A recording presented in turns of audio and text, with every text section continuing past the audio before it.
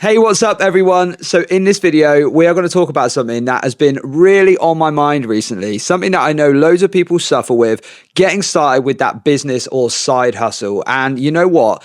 This is not a problem that I've had for many years, but the whole YouTube thing has got me thinking about it, right? Because the paralysis that I think a lot of people suffer with when it comes to getting started on something like that, I've suffered that with YouTube, right? So I've wanted for ages to be working on my personal brand, to be building myself up as, you know, this kind of guy who loves business and fitness and entrepreneurship and just putting myself out there a bit more, you know, kind of I've been building businesses behind the scenes for a decade now, and I kind of want to just be meeting more like-minded people, and I thought YouTube would be a great way to do that. But the idea of starting it, like I kept putting it off. And then, you know, I struggle to stay consistent. And it's like, why? I don't struggle with this in like doing business stuff. So why am I struggling with this? And I thought, well, let's address the business side of it and see what comes of it. So yeah, anyway, I'm Sam Boxall. And over the last 10 years, I've built a portfolio of businesses that now do over £2.5 million every single year. And my drive now is to help other business owners, creators, entrepreneurs sort of reclaim their time and grow their income and just build a life on their terms. So let's dive straight in, right? Just to interrupt quickly, if you have any questions as you're going through this video, please do feel free to drop a comment. I will reply to every single one, and if I can help, I will. Also, there's going to be some bonus tips at the end. So we're going to go through the steps quickly that I think are sort of the most important, and then at the end, I'm going to sort of unlock what I think are the easiest businesses to start, the best businesses to start online, and the best way to market them. So let's do this. Point number one is just start. This is without a doubt the hardest thing, and as you can probably pick up from what I just said at the start of this video, was a really hard thing for me to do with YouTube. I've just started so many times and then not quite stay consistent or like not been happy with what I've done, and now I'm at the point where I'm like, you know what, I'm just going to get in front of the camera and just chit chat like I'm just talking to my mates. So yeah, step one, you just got to get going. I know it sounds so basic and so trivial, but honestly, if you think about it, think about any other area in life, right? Going to the gym, running a marathon or something, some crazy hard task, right? You don't go into it just expecting to be a champion straight away, right? You don't go into the gym for the first time and try and bench 200 kilos, do you? So why would you expect to be able to just start a business and for it just to be this massive success straight off the bat? And I think people put that pressure on themselves, and that's what stops you from ever starting. So my first thing I would say is just start, just get going. Number two is you need to figure out what is your unfair advantage, right? And if you haven't heard that term before, it basically means what are you good at that not everybody is good at. Some other people put it as, what do you enjoy that other people would see as work? So I've got a really good example for this for myself, right? I love building Facebook and Instagram ads. Other people would see that as a chore. They're like, what, you're just going through the numbers and like refining data from data and doing it. Like, I talked to my business partner about it and he's like glazes over. Like for him, that is absolute grueling work. For me, I love that. Amazing. Like I find it fun, but it is actually work that couldn't be better, right? Because if you find something fun, think how much energy and passion you're going to throw into it. So figure out what it is. What do you do that makes you a little bit different? And that could be, you could have an area of knowledge that you're way ahead of most normal people, you know? Like we harness this a lot in my main business, Guitar Gear Giveaway, right? We've got 4 guys who work there, and every single one of those guys is unbelievably knowledgeable about guitars, right? That's our unfair advantage. And then everyone has their own little skills as well, right? So we've got like Andy's really good with the vintage side of stuff, and he's worked in big corporate like businesses for years. So the money side of stuff for him, the high leverage, like the talking about big numbers doesn't scare him at all. Then you got me, I love the marketing and all that sort of stuff. You got Dan. Dan is just like, he's just got this mentality where things just get done, right? He's just locked in and he just does it. And that's amazing because that's the opposite of me. And then you've got G, who's like just got unbelievable technical skills when it comes to the guitars. So we have all these unfair advantages, and that's what helps us like stand out. Number 3 is so my laptop's gone to sleep. Don't wait for the perfect time. I think we're all guilty of this, right? I did this for, I think, about 10 years when it comes to finally deciding to lose some weight and get in shape, which I am working on now. But it's so easy to be like, yeah, I'll start Monday. Oh yeah, I've got an idea, and maybe, but the stars aren't aligned. It's not perfect. I can tell you now, there is no perfect time to do anything. Speak to anyone who's got kids. It's like, it's never the right time. There is no right time. You just have to give it a go, right? And the one thing I will tell you is, I think the best way to sort of put this together is a really common investment analogy where I don't know who said this. It might be like Warren Buffett or someone really smart.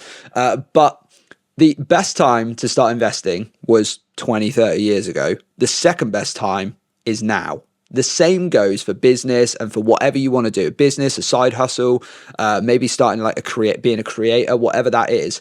Imagine if I started and stuck to this YouTube channel 10 years ago. I look back at that and I don't like to regret things, but I wish I did, because I would have had all of these like videos documenting me building this portfolio of businesses, rather than now starting where I'm just talking about what I've done and then obviously the journey going forward. But I wish I had more of that going back.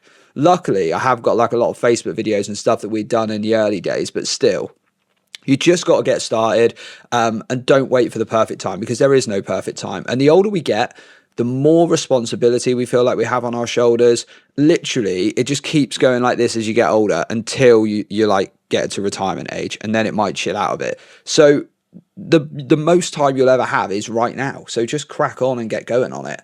And the last one, before we get to some bonus tips, is just to stay focused and stay consistent. Now, this is really hard if you're a creative entrepreneur. This is something I certainly suffer with.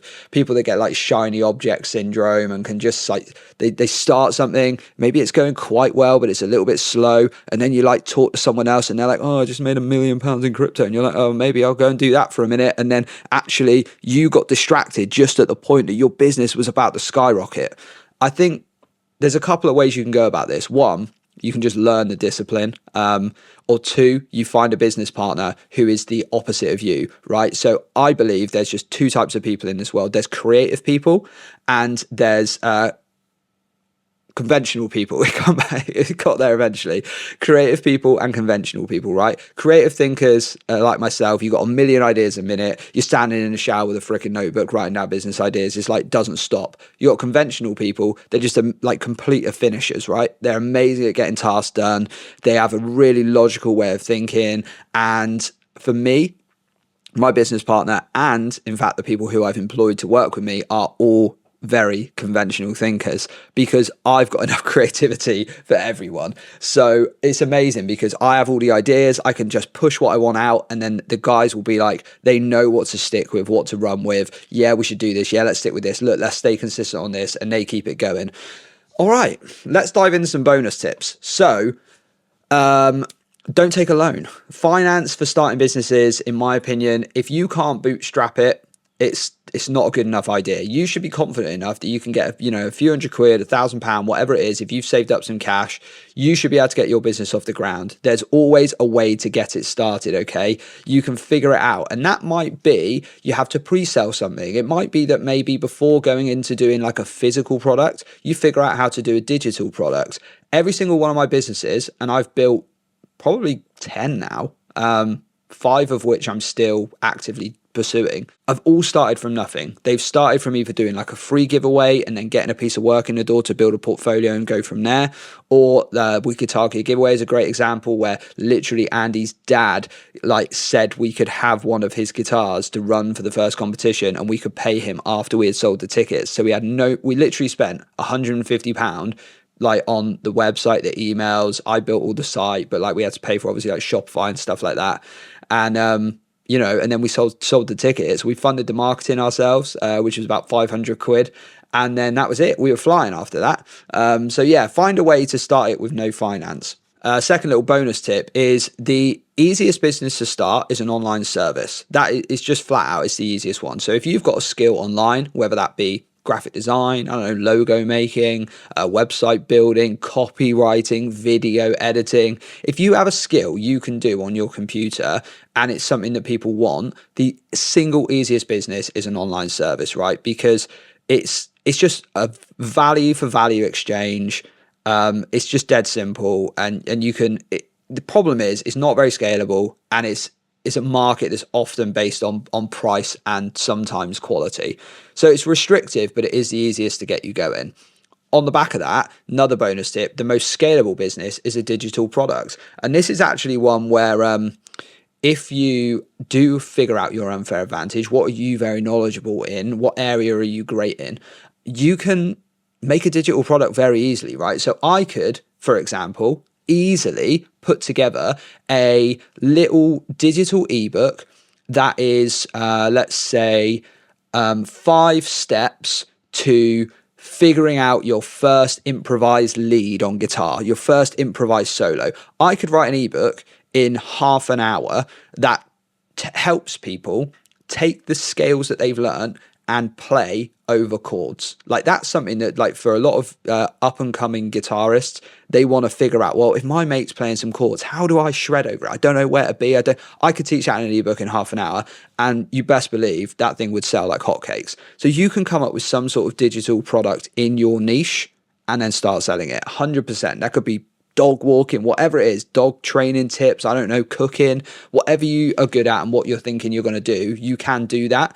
That leads us on nicely to my last bonus tip, which is the best form of marketing is a mailing list. It's not even a question. I don't care what anyone says.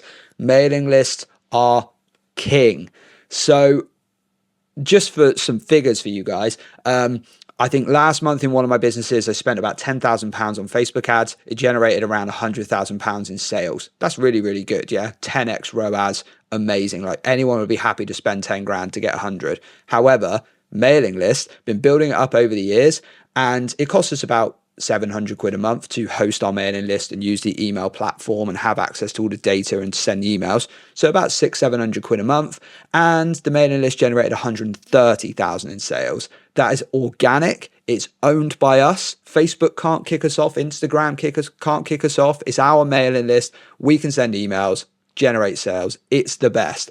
Digital products funnel nicely into that because obviously you can get you could even do a free digital product to get people to sign up to your mailing list. And then later down the line, if you release a paid product, you're building up a great audience. So yeah, anyway, that's my takeaway on all of that.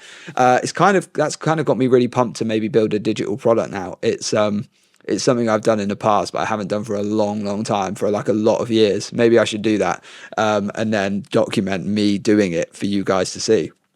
Anyway, I'm going to sign off. I hope that's helped. If you have any questions, please do drop a comment. If you'd like to subscribe and follow along for more, then that's awesome. I'm going to be knocking out like videos as much as I possibly can now. And some of them are just going to be like this, you know, just us chit chatting, talking like I'm talking to a friend. And this is literally what I talk to my mates about, by the way. So if you're interested in this, then I really would love it if you do follow along for this journey. You can find me on Instagram as well, because I'm trying to meet more people that love this stuff. So this will be really good to build a community of people that just want to do better and build businesses. So yeah, stick around, and I hope you've enjoyed that. I hope it's been valuable. I'll see you in the next one.